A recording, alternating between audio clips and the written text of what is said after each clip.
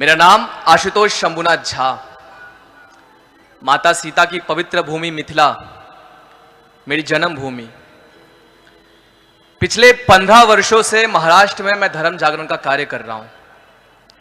जब मेरी आयु केवल 12 वर्ष थी तब पहली बार मेरी माता के योग से मुझे परम पूज्य श्री आसाराम बापू जी के बारे में पता चला और उस समय पहली बार हमने धर्मांतरण इस विषय को सुना था। तब से मन में केवल यही एक इच्छा थी, जैसे जैसे आयु बड़ी होगा वैसे वैसे इस धर्म जागरण में मैं भी अपना योगदान अवश्य दूंगा। और आज सोशल मीडिया के माध्यम से इंस्टाग्राम, फेसबुक, यूट्यूब, इन सभी जगहों से लगभग 15 से 20 लाख लोग जुड़ चुके हैं। सभी जगह मिलाकर 20 लाख है। और एक बात सत्य है कि शेरों की संख्या थोड़ी कम होती है लेकिन वो दहाड़ते जरूर है। और इसी दहाड़ के माध्यम से आज बताते हुए बड़े गर्व की अनुभूति हो रही है कि पिछले 15 वर्षों में केवल एक 12 वर्ष का लड़का मिथिला की पवित्र भूमि से निकलकर महाराष्ट्र, मध्य प्रदेश, उत्तर प्रदेश एवं गुजरात और राजस्थान के अलग अलग राज्यों में 400 से अधिक परिवार जो धर्मांतरित हो चुका था उसे पुनः हमने हिंदू धर्म में लिया।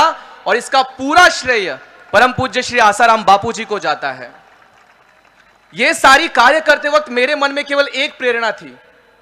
वे प्रेरणा मतलब छत्रपति श्री शिवाजी महाराज, इनका इतिहास, धर्मवीर छत्रपति श्री संभाजी महाराज, इनका ऋण, और जो असंख्य यातनाएं हमारे पूर्वजों ने, हमारे वीर योद्धाओं ने साहस और बलिदान के माध्यम से हम सभी को चेतनाएं दी और बताया कि आज का युवा समाज अगर एक साथ एक व्यासपीठ पर लाना है तो सबसे पहले उसे अपनी संस्कृति के साथ जोड़ना अनिवार्य है। और आज यहां पर जब सभी बच्चों को अपने माता पिता के साथ गले लगते हुए देख रहा था तब मेरे नेत्रों से बार बार अश्रु छलक रहे थे, क्योंकि मेरी मां मिथिला में रहती है और मैं अपने मां बाप से 10 वर्षों से अलग महाराष्ट्र में रह रहा हूं। लेकिन आज एक क्षण के लिए बस ऐसा लगा कि मेरी मां मेरे सामने है, मेरे पिता मेरे सामने, और उनको मैं गले लगा रहा हूं आप सभी को रूप देखकर। और ये सारी प्रेरणा, ये सारा उत्साह केवल एक चीज से होता है कि हम अपने संस्कृति से जुड़े हुए हैं, अपने सनातन, अपने भारत इतिहास से जुड़े हुए हैं। और आज जो दिन है 14 फरवरी, इस मंच से, व्यासपीठ से भाषण करते हुए अलग अलग राज्यों में आज मेरा यह व्याख्यान लगभग 2000 का आंकड़ा पार कर रहा है।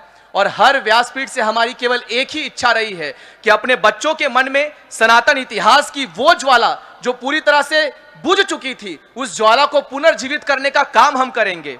लेकिन इससे पहले हम जब बच्चों को बताते थे कि अपने भारतीय इतिहास, अपने सनातन इतिहास के बारे में जानो, उसे पढ़ो, तो बच्चे कहते हैं कि हमारे भारतीय इतिहास में सदैव हमने हारना सीखा है, हमारे राजा हमेशा हारते गए। लेकिन हमारे बच्चों को हमने यह नहीं बताया कि महाराणा प्रताप अकबर के सामने कभी झुके नहीं थे। हमने अपने बच्चों के सामने यह नहीं बताया कि छत्रपति श्री शिवाजी महाराज औरंगजेब के दरबार में जाकर उसे ललकार कर आते थे। हमने अपने बच्चों को यह नहीं बताया कि आखिरी जब तक रक्त है तब तक धर्मवीर छत्रपति श्री संभाजी महाराज ने अपने धर्म का त्याग नहीं किया। और हमारे बच्चों को यह बताकर गए, जीवितम मृतकम मने देहिना धर्म वर्जित मृत्यो धर्मेण संयुक्ते दीर्घजीवी भविष्यति। जो व्यक्ति जीते जी अपने धर्म को नहीं छोड़ता वो तो आगे जाता ही है, लेकिन जो व्यक्ति मरणोपरांत भी अपने धर्म का पालन करता है वह व्यक्ति धर्मवीर कहलाता है। यह हमारे बच्चों के मन के अंदर, उनके हृदय के अंतःकरण तक बताना हमारा सर्वप्रथम कर्तव्य रहा है। और वही कर्तव्य का पालन मातृ पितृ पूजन दिवस के रूप में 2008 में आरंभ की गई ये सारे कार्यक्रम हमें हमारी संस्कृति के साथ जोड़ती है। आप लोगों को जानकर आश्चर्य होगा, अमेरिका का रिपोर्ट निकाल कर देखिए, 75% ऐसे लड़के लड़कियां हैं, 85% ऐसे बच्चे हैं जो 19 वर्ष के कम आयु में ही गर्भ धारण कर लेते हैं। इनके पास अपनी संस्कृति कुछ नहीं थी, ना ही यूरोप के पास अपनी संस्कृति है, ना ही रोमन के पास अपनी संस्कृति, ना ही अरब के पास अपनी संस्कृति है। भारत एकमात्र ऐसा राष्ट्र है जिसके पास संस्कृति है और आज वो जीवित है। और ये किसके बलबूते पर? मातृ पितृ के रूप में। आज जब हम लोग कहते हैं भारत माता की जय, तो हम लोग क्यों नहीं कहते पाकिस्तान माता की? हम क्यों नहीं कह पाते बांग्लादेश माता की? क्योंकि वहां से हमारी माता यानी कि सनातन की माता वे समाप्त हो चुकी है। सनातन क्या है? जो कल था, जो आज है और अनादिकाल तक जीवित रहेगा, उसे सनातन कहा जाता है। सूर्य कल था, आज है और कल भी रहेगा। चंद्रमा कल था, आज है और आगे भी रहेगा। हम और आप समाप्त हो जाएंगे। बापू के विचार कल थे, आज है और आगे भी रहेंगे। वे हमारे लिए सनातन धर्म है। और उस सनातन धर्म को समाप्त करने के लिए इस देश में पाश्चात्य संस्कृति आते गए। कभी इस्लाम के रूप में आक्रमण हमने सोचा है, तो कभी क्रिश्चियनिटी धर्मांतरण को देखते हुए हम लोगों ने सारी चीजों को सहन किया है। और ऐसा ही रोमन में एक व्यक्ति था जिसका नाम था वैलेंटाइन। वैलेंटाइन का अर्थ प्रेम नहीं होता है, यह एक व्यक्ति का नाम था वैलेंटाइन। 14 फरवरी 428 में इसे रोमन के अंपायर जो राजा थे क्लॉडियस, इन्होंने फांसी की सजा दे दी। क्यों? क्योंकि यह व्यक्ति लोगों को विवाह करने पर विवश कर रहा था। उनके पास वो संस्कृति नहीं थी जो भारतीयों के पास है। हमारे पास विवाह पद्धति है, हमारे पास पति पत्नी का एक पवित्र संगम है, उसके पश्चात पुत्र का प्रेम प्राप्त होता है, पुत्री का प्रेम प्राप्त होता है। उससे हमारी भारतीय संस्कृति भगवान से जुड़ती है। उनके पास वह संस्कृति नहीं थी। अब ये वैलेंटाइन जब भारत आता है, यहां की संस्कृति को देखता है और वहां जाकर उसे कहता है कि आप लोग जो गर्भ धारण करते हो उससे पहले आप लोग विवाह करिए। वहां के राजा को यह स्वीकार नहीं था। 14 फरवरी 428 में उसे फांसी की सजा दी जाती है और जो लोग उसका अनुकरण कहते थे उसे ही वैलेंटाइन दिवस के रूप में माना गया। और हमने इसके ठीक विपरीत कर लिया। हमने प्रेम का मतलब अर्थ केवल इतना ही समझ लिया, काम वासना। हमने प्रेम का अर्थ केवल इतना ही समझ लिया, एक युवा है, एक युवती है, दोनों शरीर संबंध प्रस्तापित करें, अगले वर्ष कोई और, उसके अगले वर्ष कोई और, उसके अगले वर्ष कोई और। यानी कि जिस प्रकार से एक श्वान रास्तों के ऊपर सारे शरीर संबंध प्रस्तापित करता है, उसकी कोई भी संस्कृति नहीं होती, ठीक उसी प्रकार से आज के युवकों ने उस संस्कृति को अपना लिया जिसे हमने प्रेम कह दिया। क्या यह प्रेम है? क्या यह प्रेम की व्याख्या है? हमारे प्रेम की व्याख्या प्रभु श्री रामचंद्र जी की मर्यादा है। हमारे प्रेम की व्याख्या माता सीता का त्याग है। हमारे प्रेम की व्याख्या श्री कृष्ण भगवान की पूरी तरह से इतिहास है। यह सब कुछ भुलाकर जो हमने प्रेम किया है, उस प्रेम का अर्थ पूरी तरह से बदल चुका है। जब हम लोग YouTube के माध्यम से, Instagram के माध्यम से युवकों के मन के अंदर भारतीय इतिहास और प्रेम की सही व्याख्या बताने का प्रयास करते हैं, बड़ी पीड़ा होती है। आज मेरे ऊपर अलग अलग राज्यों में 4 जगह पर FIR किए गए। क्यों? क्योंकि आशुतोष झा जब बात करता है तो केवल उसके विचारों में सनातन धर्म की जय और भारतीय संस्कृति का इतिहास दिखता है और यह बहुत लोगों को रास नहीं आता है। तो क्या हम बोलना छोड़ दे? क्या अपनी जीभा कटवा ले? क्या अपने विचारों का वही दहन कर दे? बिल्कुल नहीं, क्योंकि यह विचार हमें संत श्री आसाराम बापू जी देकर गए हुए हैं। उनके पद चिन्हों पर हम चल रहे हैं और एक दिन ऐसा आएगा, केवल भारत ही नहीं, पूरा का पूरा विश्व हमारे बापू के इतिहास को समझेगा और सभी लोग उसी पद चिन्हों पर चलेंगे जिस पर आज आप सब यहां पर एकत्रित होकर चले हैं। क्योंकि यही आज के भारतीय युवा का सही मार्ग है, जिसे आपने स्वीकारा है, आने वाले समय में समस्त विश्व स्वीकारेगा।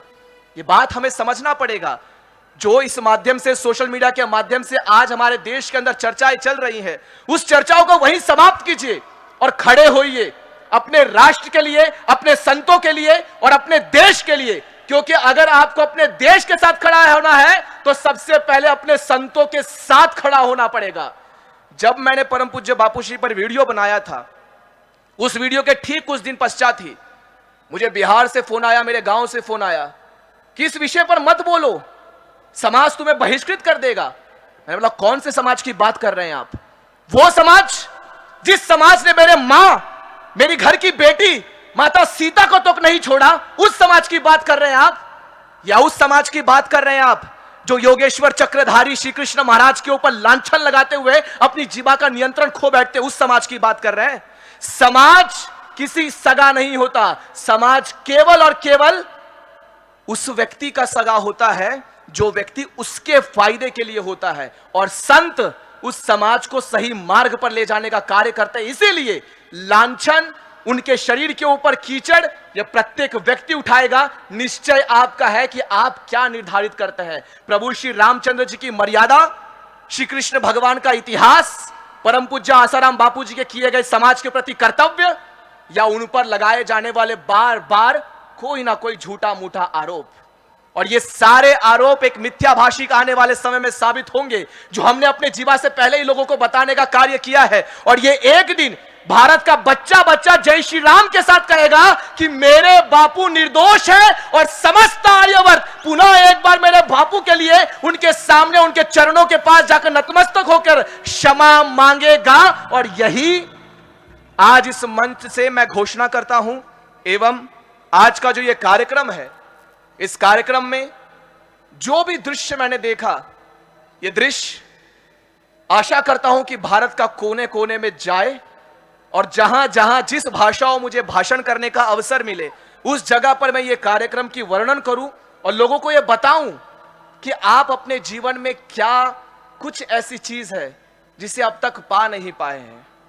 माता और पिता, ये ऐसा मूल मंत्र है, जिस मूल मंत्र को अगर हमने स्वीकार कर लिया तो आने वाले समय में भारत को जो विश्व गुरु बनाने को हम स्वप्न देख रहे हैं, वह अवश्य ही पूर्ण होगा।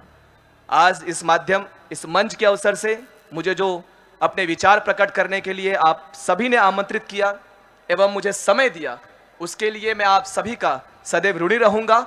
और अगली बार पुनः मैं इस कार्यक्रम में अवश्य आऊंगा, क्योंकि ये कार्यक्रम आप सबका है, हमारा है। बहुत बहुत धन्यवाद।